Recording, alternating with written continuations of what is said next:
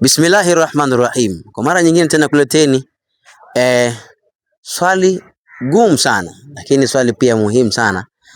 Lengo ni nini? Kuimarisha uwezo wetu wa kiakili katika masuala yanayohusu elimu. Sijibu mimi hapa, atalijibu nitakayemuuliza, naye ni si mwingine, ni kijana wetu, ustadhi wetu Abu Dhar Idrisa. Anaweza kutueleza majambo ambayo kwamba yanahusiana na elimu. Swali la kwanza kumuuliza kwake leo, baada ya kusalimia na kujieleza ni nani, nitamweka swali mfululizo, simpi nafasi ya kufanya nini, ya kufikiria. Assalamu alaykum wa rahmatullahi ta'ala wa barakatuh. Kwa niaba ya mtazamaji wetu, wa alaykum assalam wa rahmatullahi wa barakatuh. Swali letu la kwanza, ustadhi, kwa nini umma umeisahau elimu ya dini? Wakisema ama nakudai kwamba ukisoma elimu ya dini utakuwa mwenda wazima au utakuwa kichaa. Kwa nini umeisahau elimu ya dini na kuiacha na kudai madai kwamba ukisoma elimu ya dini utakuwa mwenda wazima au utapata ajira kabisa? Elimu ya dini ukiwa shekhi ni udhalili. Hili unalisemaje? Kwa kweli elimu ya dini ina umuhimu sana, ina umuhimu sana katika maisha ya mwanadamu. Kwa sababu mpaka Mtume aliambiwa na Mwenyezi Mungu, ikra, soma.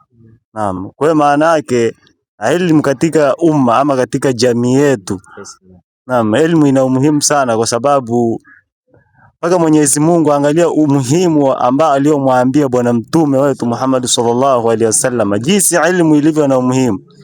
Elimu wameipuuzia wanadamu katika umma ama katika jamii yetu kwa sababu ya kutokufahamu ule umuhimu wake.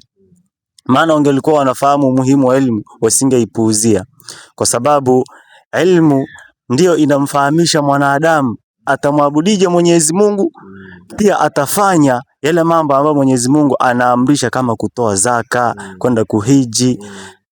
Kwa hiyo angekuwa na elimu angetambua mambo hayo. Kwa hiyo umuhimu wa elimu katika maisha ya mwanadamu ina upana mkubwa sana, kwa sababu elimu yenyewe tu kwanza inakueleza namna utakavyoishi na binadamu katika jamii, ni jinsi utakavyoishi na jirani yako nani. Kwa hiyo kwa kweli mimi nilikuwa na shauri tujitahidi sana kuitafuta elimu. Pia nilikuwa na shauri sana kwa wale ambao wana watoto, waamshe zidi elimu. Salamu alaykum. Kabla hujamaliza, kuna msemo unasema kwamba ukisoma elimu ya dini sana unakuwa kidogo zinaruka. Hii ni kweli au ikoje? Kusema kweli, ukisema kwamba utasoma elimu ya dini kwamba akili zinaruka, hili sio kweli. Hapa maana yake wewe umesoma zisharuka au bado? Kwa kusema kweli, zingekuwa zinaruka mimi mwenyewe hapa zingeruka. Sheikh anasema kwamba sio kweli, na ingekuwa ni kweli hata mwenyewe zisharuka hapa. Nyinyi mnamuona yuko vizuri na maarifa. Maneno yale si maneno ya kweli, maneno ya uongo.